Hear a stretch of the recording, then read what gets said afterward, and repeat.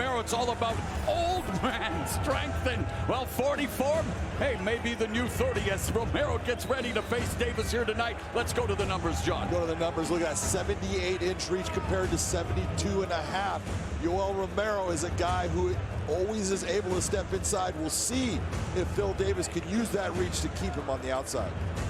The wait is over with the official introductions for the Bellator 266 main event. Here is Michael C. Williams. Ladies and gentlemen, Bellator MMA live on Showtime from SAP Center here in San Jose, California. The time has come for the main event of the evening. 3 5-minute pounds in the light heavyweight division. Sanctioned by the California State Athletic Commission, Commissioner John Carvelli, Chair, Executive Officer Andy Foster. And now, first introducing the blue corner. At 6 foot, weighing in 205.4 pounds tonight. In his Bellator debut, he enters with 13 professional victories, 5 defeats, 11 of those wins by way of knockout. Fighting out of Miami, Florida, he hails from Pinar del Rio, Cuba. Introducing Yoel, Soldier of God, Romero.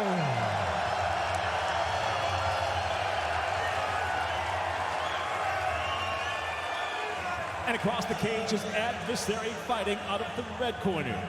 At 6'2", weighing in 206 pounds, the former Bellator light heavyweight world champion as a professional stands at 22-6, and he too with 11 finishes to his credit, 6 by knockout, 5 by submission.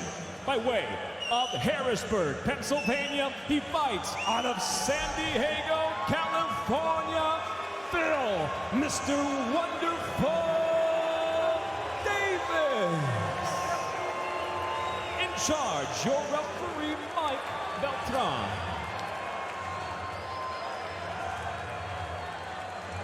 All right, gentlemen, been over the rules already. Protect yourself at all times. Obey my commands at all times. Touch gloves now if you want. At the sound of the bell, come on out. Handle your business. Let's go. Phil Davis's record 13th fight in Bellator MMA light heavyweight history. Yoel Romero at the age of 44. How much horsepower does this Alpha Romero have left? It's the main event. Right, gentlemen, first round. You ready to fight? You ready to fight? Head on, let's go. Bell in round 1, the former light heavyweight champion Davis in the red gloves. Yoel Romero in his first fight here in Bellator MMA, returning to the 205 division in the blue gloves.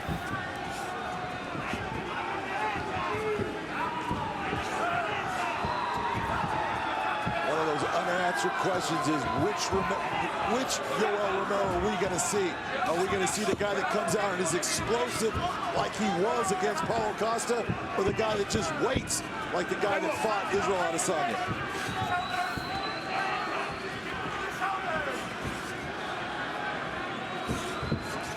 Of course, with so much at stake, a potential opportunity to, well, become next in line following the Grand Prix.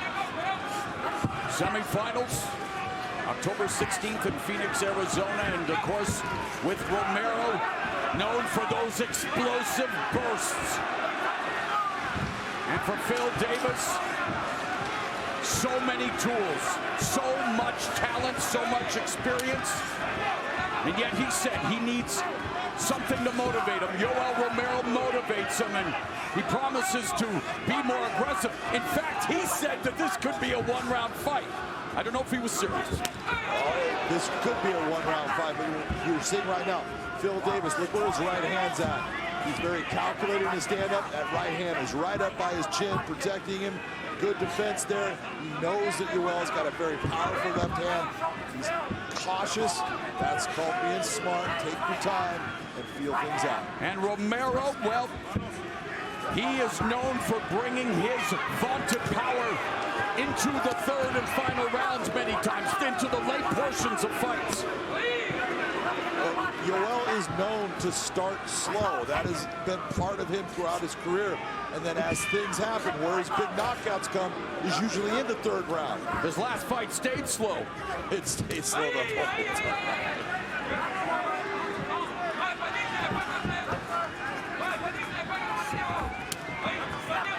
Inside calf kick scored by Romero, the southpaw, now back to orthodox.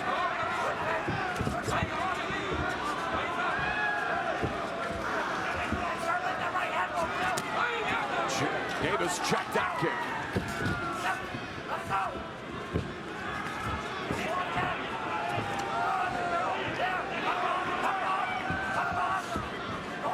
Davis being very cautious right now, just throwing sometimes 1-2 because he knows how explosive Yoel can be. He doesn't want to fall in any trap. Number 3 ranked Phil Davis, who again has faced the current champion Vadim Nemkov twice, including challenging for the title in the Grand Prix in his last fight. And for Romero, 44, year and a half on the sidelines, moving up to a way more comfortable weight of 205. You know, we talk all the time about people moving up in weight, the 205 for Romero. Look, no one's going to be any stronger than he is. No one's going to be any faster than he is at this weight. At 185, he was fast. He's going to be really fast in the 205 division when he explodes. So it's a great weight for him. And he had issues making weight at 185, and again at this stage of his career. And you know he's all about challenges. A new lease on his MMA life here, and jumps right into a loaded light heavyweight division as they try to collect that data, try to figure each other out. And Romero, just almost right there. under a minute left in the first. Davis goes downstairs. He's known for his kicks, and they exchange kicks, and Davis doing a good job of checking some of those Very kicks. nice check on that kick. That did not feel good for Yoel.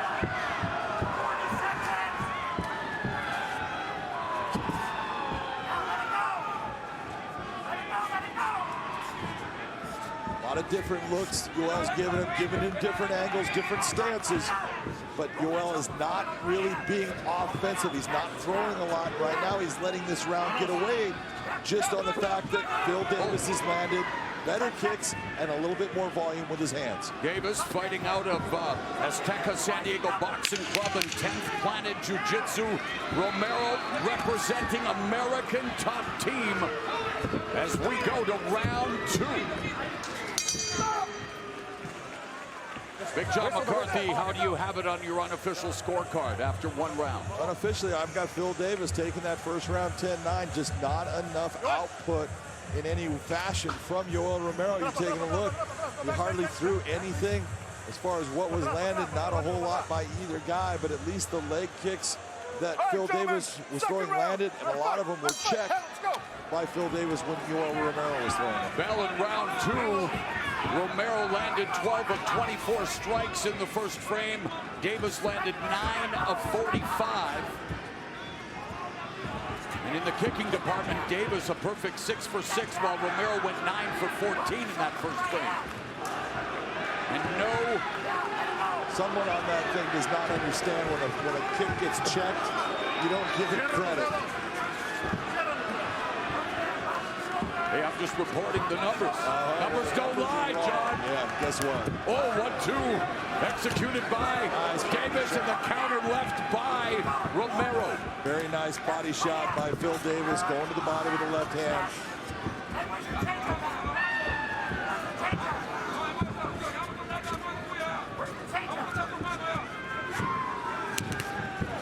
You've seen Yoel Romero, very high guard. Romero swinging wildly. Very high guard, that's opening up his body. Phil has seen it, that's why he's sometimes going there. Romero, a former Olympic silver medalist in wrestling. Davis, a former NCAA Division I national wrestling champion. And of course, it's an MMA cliche. 2 credentialed wrestlers are throwing down. And wow, a cue. Romero stuffing the takedown attempt by Davis. He stuffed that easily, too.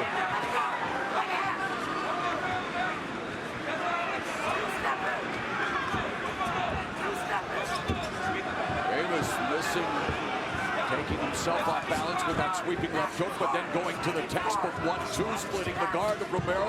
Romero, high guard like you mentioned, John, not returning fire. Yeah. One thing you'd want to see out of Romero right now is when Phil starts to come in and he's landing those shots, stepping in. You got to counter that, make him pay.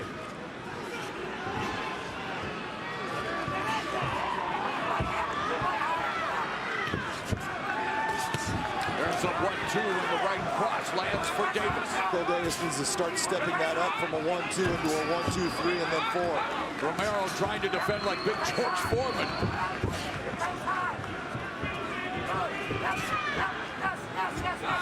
And it's Davis, though, with the footwork, putting the pressure on Romero before Romero comes forward, pushing that left hand into the face of Davis.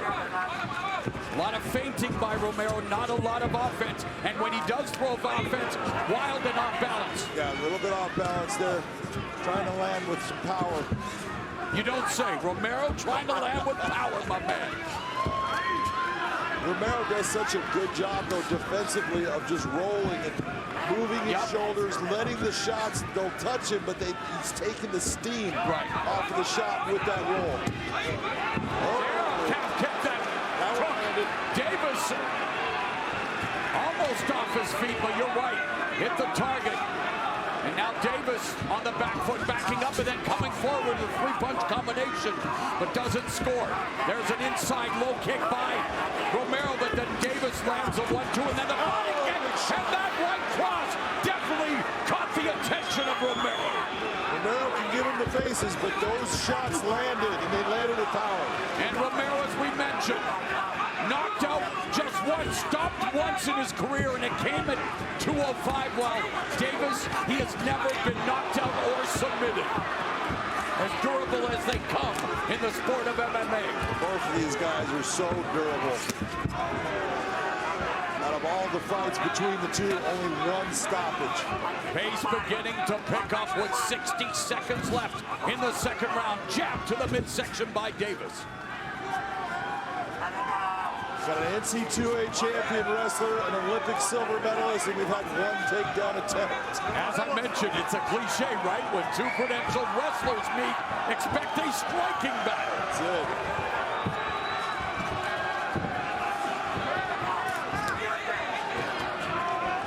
Romero starting to loosen up, both of them sweating as they exchange fire. Center of the cage, less than 30 seconds remaining. And Davis gets the takedown on Romero. That's what I'm talking about. Talk about the differences in wrestling between the Olympic silver medalist and the NCAA national champion. A lot of people are going to say that, Yoel Romero, he's an Olympic silver, he's a better wrestler, he's got better credentials. But the style of wrestling is different. Freestyle wrestling that Yoel Romero is used to compared to folk style and top game that Phil Davis is so good. And he ends the round in top position. MMA wrestling, different thing. George St. Pierre mastered that aspect of his legendary career as we get set for the third and final round of this light heavyweight main event here in San Jose. All right, gentlemen, third and final round. Ready to fight? Ready to fight? Handle, let's go. Round number 3. And it definitely appears that the engines are revving up. Much better pace in that second round. Big John McCarthy has Davis ahead, 2-0. So for Yoel Romero, at least according to BJM, he's going to have to deliver one of those third-round knockouts that he's known for, or finish submission if he wants. Well, we've seen him do it many times, so it's not something that is foreign to him. He can definitely do that. But these have been close rounds, but little differences are saying to me, Phil Davis is the guy that's winning the round. And Romero's never scored a submission. Davis has never been finished. Intriguing final 4:15 here at the Shark Tank. See, this is the Romero you want to see in the first round, though. And Davis gets another takedown, almost moves right to mount, and now has Romero's back. Romero has never been submitted in the scramble. Romero feeling the heat from Davis. Third takedown of the fight. he's got him up with his back on that cage.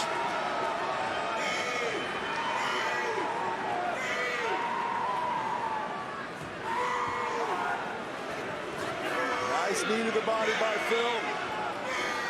So wrestling does play a factor thus far for Phil, Mr. Wonderful Davis, who told us at the fighter meeting that he would go to his wrestling.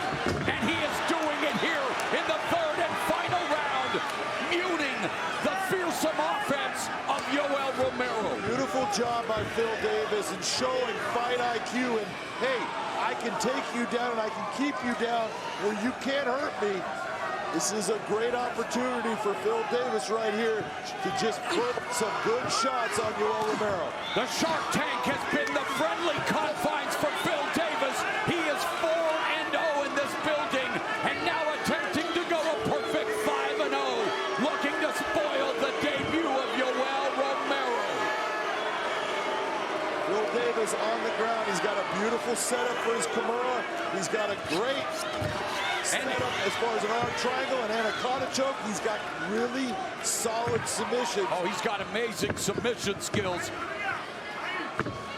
Nice elbow by Phil. Quick, sharp, slicing elbow.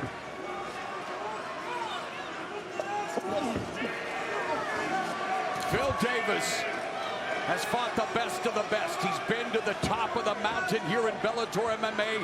His record, 13th fight for the promotion in light heavyweight. Good reversal by Romero, getting back to his feet where he hopes to deliver high drama in the final 2 minutes. Outstanding use of the underhook to get himself back to his feet by Yoel. Level change by Davis, but this time Romero able to thwart it. He's trying to get his hands together. He finally does, and here comes your takedown. Take me down to takedown city. Phil Davis has never had this many takedowns in his last 3 fights combined. Amazing. And he mentioned it. He talked about it. There's been frustration in the fans of Phil Davis that he hasn't utilized his great wrestling that often, and you would think again against a guy like an Olympic silver medalist, but a 44-year-old former silver medalist, and Phil Davis continues to treat Yoel Romero like a newborn baby treats a diaper, John. Right now, he's utilizing a skill set that he's had for so long, and he's doing a great job of taking Yoel sometimes. Nasty knee strikes to the ribs. Working himself to his feet, but then getting dropped back down. Nice ribs, just keep on hitting with the knees. A nice attack by Phil Davis. Phil Davis was in a state of limbo heading into this fight, standing between gatekeeper status and, of course, a man who's defeated him twice, the champion, Vadim Nemkov. Phil Davis has put together a successful game plan. Romero desperate to try to create separation, desperate to detonate a Cuban missile, but Davis is giving him no space whatsoever in order to operate. Hard to get a big knockout when you have no space between you. Yoel Romero in a position right now. He's got to try to separate. No time left. Phil Davis, Mr. Wonderful, has to feel wonderful about his performance in tonight's main event. Ladies and gentlemen, having gone the distance, we'll go to your 3 judges. Your first judge at cage side, Ron McCarthy, scores the fight 30-27. He sees it for Davis.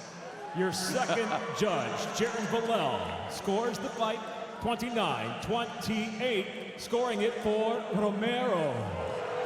Your third and final judge at cage side, Michael Bell, scores the fight 30-26 for the winner by split decision, Phil, Mr. Wonderful Davis. Even Yoel Romero knows that the decision should have been academic. Wait, you're a monster. No, you're not even broke. Great respect between these two warriors, but I told John McCarthy, The decision should be academic, but this is MMA. One judge giving it to Yoel Romero. Hey, the night belongs to Phil, Mr. Wonderful Davis. A perfect 5-0 here at the Shark Tank. Let's go to BJM. Ladies and gentlemen, I am here with the winner, Phil Davis. Phil, that was a beautiful performance. You kept building on each round. There was no way that that was a split decision. That was an easy win, unanimous decision for you. How are you feeling going against a guy with the power of Yoel, the style? How are you feeling right now? Man, he's a monster. I felt that power more times than I wished I had tonight. He's an incredibly powerful fighter. When you talk, one of the things that you were doing very well, I thought, is he started hitting you with leg kicks, but then you started checking him, and he actually slowed down. Could you feel that when you were out there? Yeah, I felt that, and it didn't quite give me enough security. You know, I felt like he was in the end of the second round, he was just starting to slow down just a tad bit. So I felt that's kind of what I felt, not necessarily the checks, but. All right, I gotta tell you, I'm always talking to you about wrestling, and you have this wrestling ability. Phil, are you gonna wrestle? You told me, John, I'm gonna wrestle, I promise. Let's talk about the third round, because you took him down 5 times in that fight. Whew. Yeah, gotta use the wrestling. God bless wrestling, best sport in the world.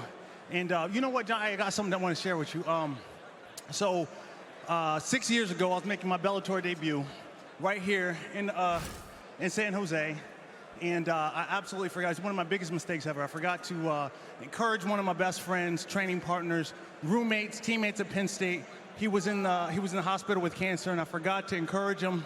He ended up losing his battle with cancer.